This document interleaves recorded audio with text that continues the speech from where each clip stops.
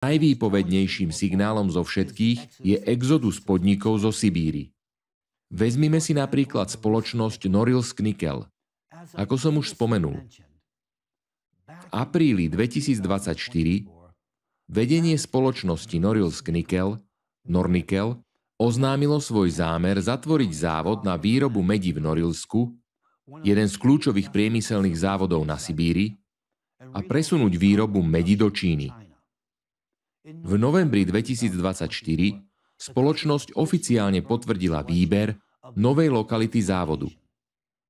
Tento krok bol definovaný ako nová etapa vo vývoji spoločnosti.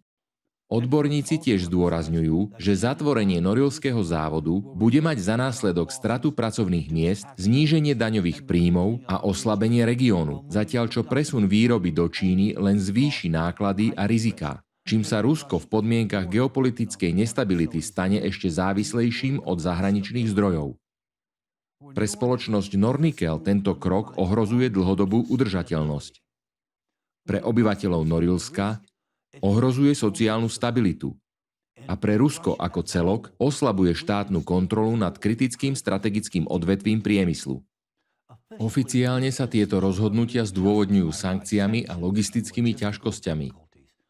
Ale tieto vysvetlenia neobstoja podrobnému skúmaniu.